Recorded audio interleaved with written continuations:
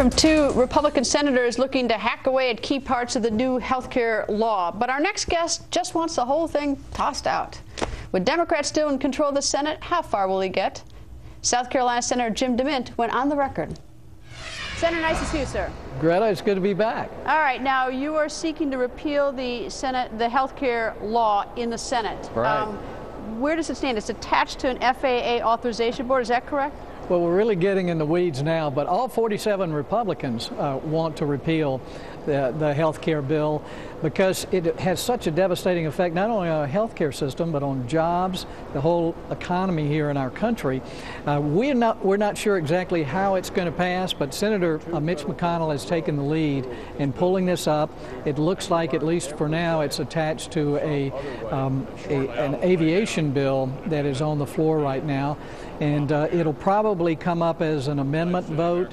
Hopefully we'll have a couple of days to debate it, but Harry Reid could try to table it tomorrow. So the vote could be tomorrow, Thursday, or sometime next week. What would be the strategy for him to want to table it, because you don't have the votes to pass it anyway? Right.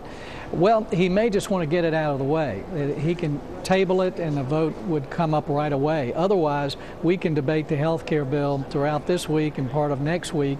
It just depends on how much the Democrats want to hear Republicans talk about how bad Obamacare is. I mean, we can talk about the 500 waivers he gave last week, a lot to his union friends. And Greta, that's what really makes me mad. A lot of the unions around the country spend a lot of money pushing this health care bill down Americans' throats. Now they all want waivers from the program because it's so expensive to implement. Well, what I'm sort of curious about, trying to figure out, the maneuvering up here, because you guys do a lot of maneuvering on both sides of the aisle, it's quite a chess game, is it seems to me that there are some senators on the Democratic side that might not want to vote on this. For instance, Senator McCaskill, because there's an amendment in Missouri where overwhelmingly so the people of Missouri don't like the mandate. So if there is a vote on it, she's got to pick which horse, which she's going to, and so I guess to table it, she doesn't have to vote on it. Well, that's right. Tabling gives them a little cover, although a lot of times I think these folks think people are stupid back home. They're not stupid, and if you vote to table this, you're voting against repealing it.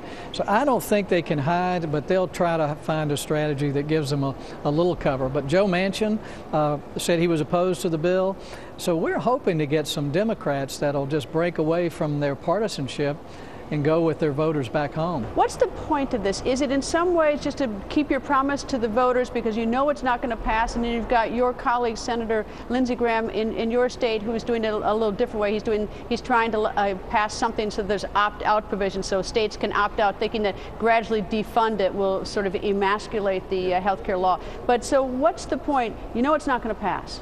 Well, we need to get everyone on record so Americans and the voters in 2012 will know where their senators stand on it. Every Republican in the House and a few Democrats voted to repeal it. So the process... Well, we know that, though. I mean, like, we know that we've seen it, all 47. Everyone needs to take the vote. That's important. Then we need to do everything we can to defund it. And we need to give states waivers. We need to do everything we can to allow states to get out of it. But the way judges are ruling, like they did this week, more and more I think people are starting to see this as a massive overreach of federal power. And if this stands, there's nothing Congress can't do. If they can tell you have to buy a government-approved health insurance plan, they can tell you you have to buy anything. You mentioned the court down in Florida. Just to tease you a little bit, how about those trial lawyers that helped you out? Well, how about those mean, bad trial lawyers that you conservatives always talk about? I love them. Today they're my best friends. I figured they were. All right, now in terms of this health care bill, let me ask you about the opting out that Senator Lindsey Graham is seeking.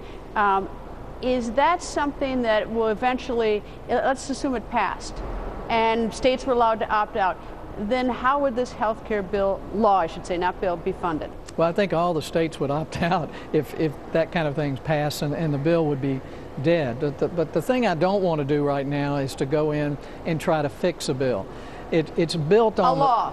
We don't want to. It's a law, right? Well, it is a law. You're right. Because you guys called it a bill, and I picked up that language. You're right. It is a law. It is a law. But to go back and try to fix pieces of it, recognizing that it's built on a government foundation, a foundation of government health care, we don't want to fix pieces of it. What we want to do is repeal the whole thing and then step by step improve the system we have now, which is the best health care system in the world. And so we're not only trying to protect our health care system, but our way of life, and hopefully constitutional limits when this whole thing is over.